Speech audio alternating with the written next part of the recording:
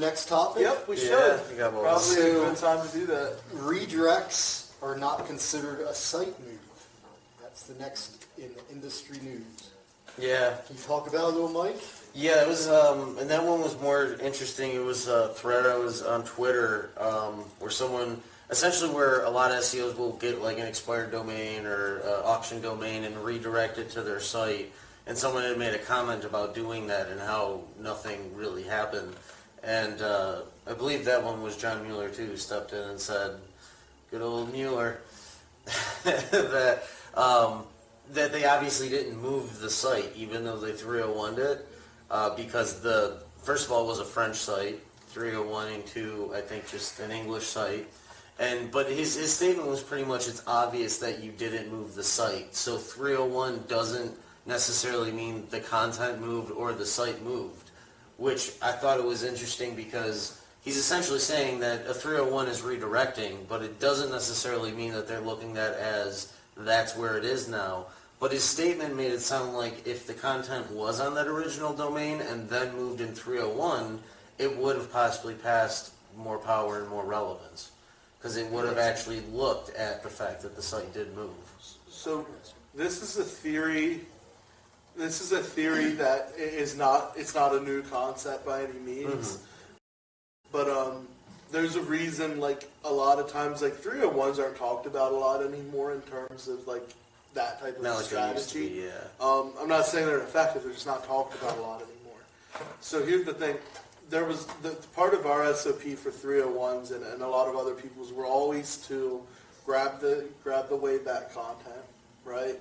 Get the site back live, make sure it's back re-indexed and get the pages re-indexed, and then you do the 301, right? That way it sees that it's back live again.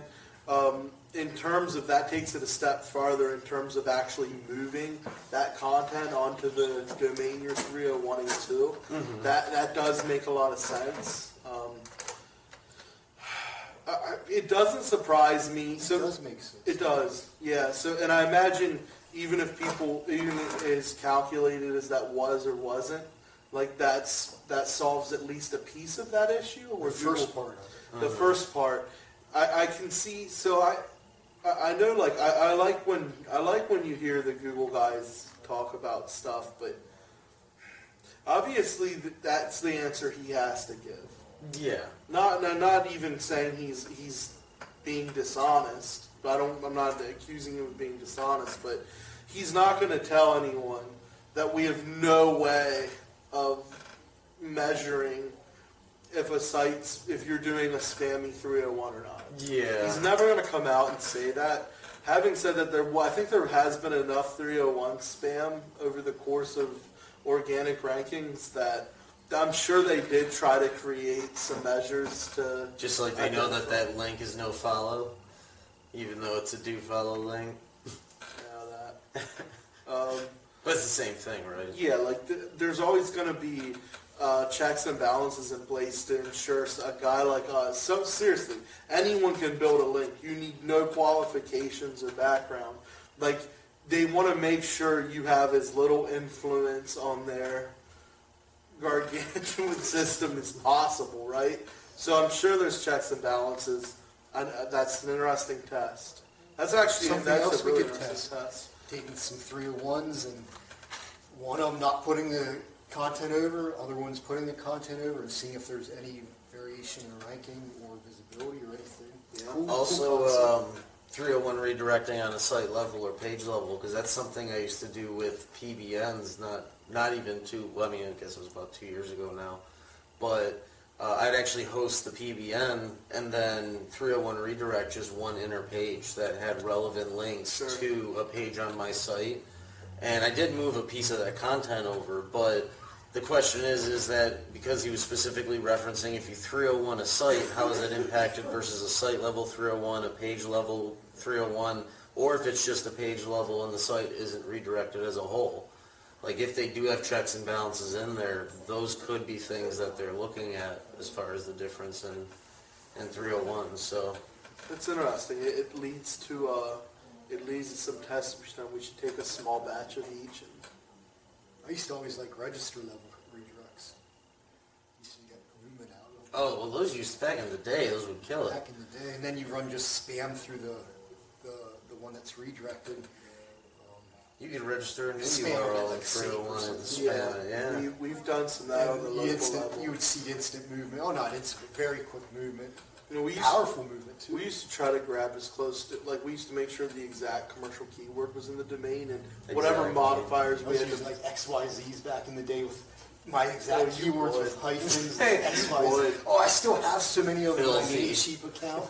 I still have so many. I still have This is redirected grimy. too to You some were of the part of the sites. XYZ. He's one of those XYZ Yeah. people. I always remained a .comer. I have my pinky out when I drink and my monocle. You XYZ redirect guys aren't allowed to do that. But no, it's we try to put as many modifiers on there as possible to make sure we can get the commercial term, and then do the redirect at the registrar level and smack it with Smack GSA it. and, or cheap SAPE. like really cheap SAPE or PBNs, just Anything. junkiest shit. you Anything you find. can get cheap, the lower the better. Yeah, like throw me in a sidebar widget somewhere. Like I don't even care. 5,000 Cloak it. backlinks across the site. Yeah, throw me a couple cloaked sidebars and we'll call it a day. Yeah, well, those that's why were the Google's days. gotten smart, I guess, with those 301s. Well, They have to. there was a lot of gamification you could do as an SEO with. I mean, even you know, if there was the thing for the longest time, I learned this from Jake up in New York, Jake Tanner. I actually interviewed him a long time ago in LCT. Cool dude, smart dude. I think that's who I learned it from. He talked about, like, if you have an algorithmic penalty to do the double redirect. Oh, yeah. You remember? He talked Yeah. about that back in the day. Yeah. It works. He Like I was- did it and it worked. Have you done it lately? No, not I've yet. done a link No, too. I'm not sure if it's still viable these days, but like, I've recovered real sites for it. yeah, Yeah. we've done that. But there's like that. That's what I mean. There's so many.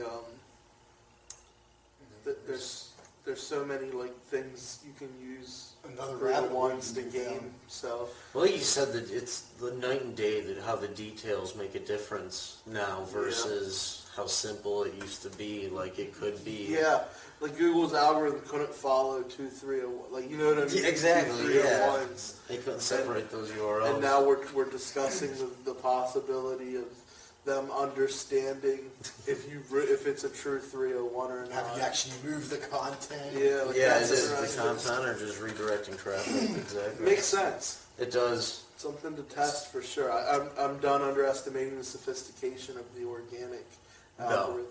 GMB Yeah. local. Oh, yeah. GMB it's still They're getting smacked around a little bit, so yeah quite a bit actually. it's still not up to where the organic's at, but organic's no joke.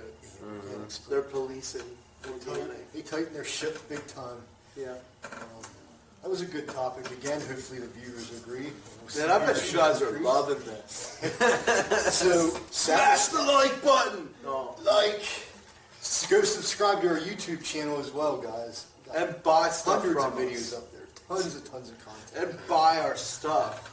There's nothing to buy on YouTube There isn't. or Facebook. There really There's isn't. plenty of places to buy stuff from me. From you.